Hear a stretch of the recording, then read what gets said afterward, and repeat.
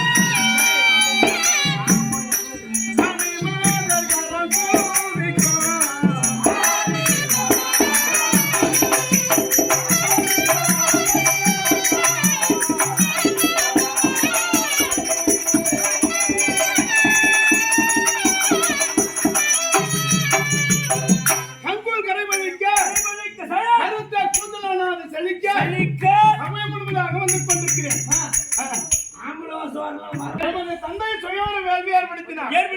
யார் ஒருவர் வில்லை வளைக்கின்றாரோ மத்தியானத்தை அறுவடை செய்து எனது மகள் திரௌபதியை திருமணம் செய்து கொள்ளலாம் என்று 55 நாட்டுக்கு நிருபம் அனுப்பினார். 55 நாட்டு அரசர்கள் வந்தார்கள்.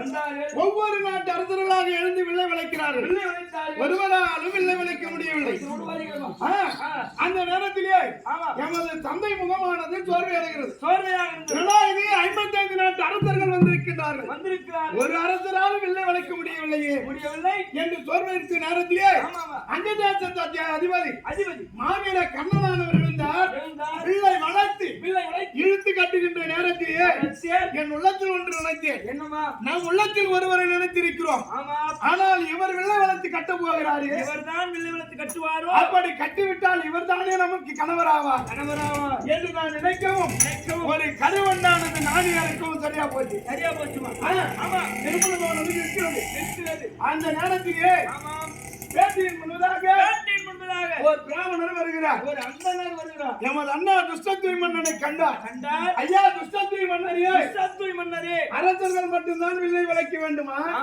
யார் வேண்டுமானாலும் வளைக்கலாமா என்று கேட்க வீரத்திற்கு முதலிடம் யார் வேண்டுமானாலும் வளைக்கலாம் என்று சொல்ல அந்த அந்தனரானவர் வில்லை வளைத்தார். மத்தியானத்தை அறுவடை செய்தார். என்னை திருமணம் செய்தார். செய்து தாய் தங்கியிருந்த இடத்திற்கு அழைத்து செல்கிறார். அப்ப எனக்கு கொஞ்சம் மன கஷ்டம் தான். நான் நினைத்திருப்பது ஆனால் அழகரை அந்த ஐயர வில்லை வளைத்து விட்டாரு.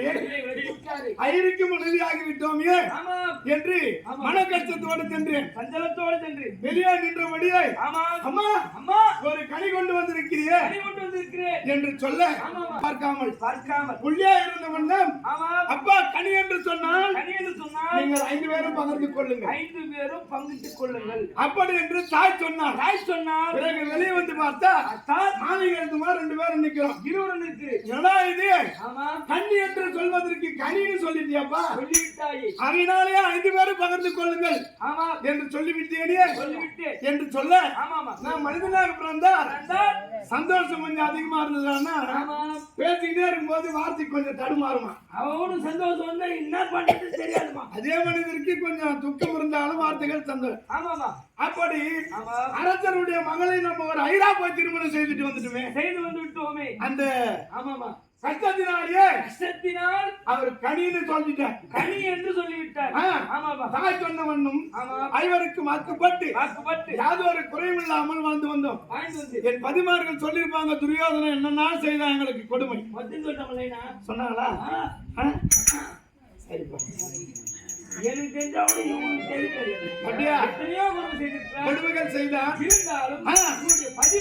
12 வனவாசம், 5 வாசம், 13 நலிந்து வரும்படியாக கட்டளையிட்டு முத்திரிக்க பத்திரிக்கை எழுதி அசோத்தமா இடத்திலே ஒதுகட்டி ஆரண்யம் ஓட்டினார். நாடகம் அடைந்தோம். 6 வருடத்தை 6 நாட்களாக எமது அண்ணன் கோபால கண்ணனின் அருள் ஆழ்காலத்தை கழித்தோம். புறப்பட்டு சென்று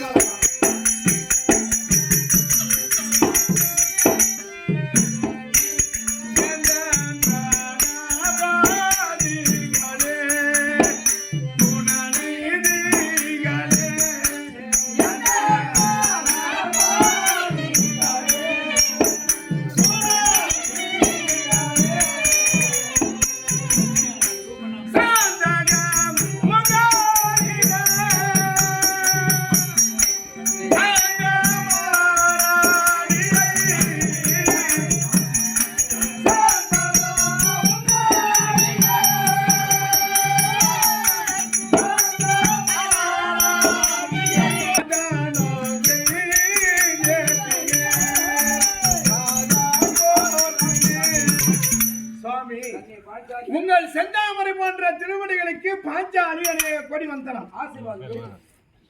அப்படி இருந்த போதிலும் நமக்கு பேர் பெற்ற கொடுமைகள் யாரால் நடந்தது சுவாமி?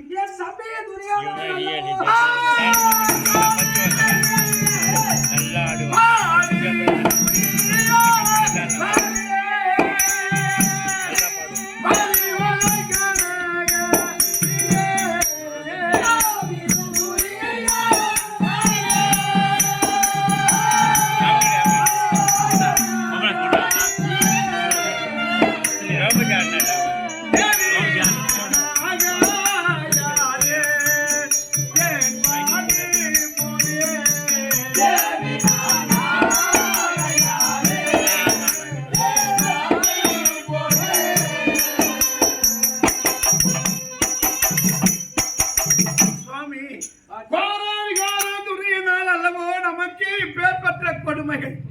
கானகத்திலே அலைந்து திரிந்து காய்கறிகளை உண்டு காணா நீரை அறிந்து கல்லின் மீது உறங்க காலமாயிற்றது.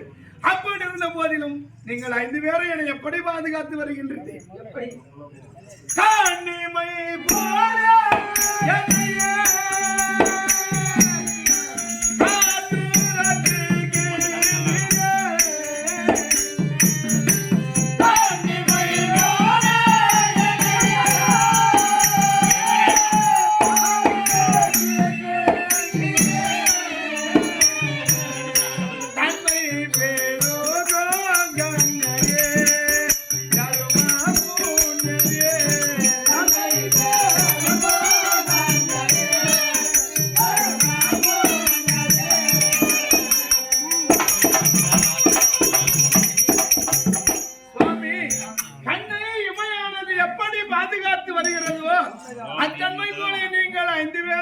பாதுகாத்து வருகின்றீர்களே.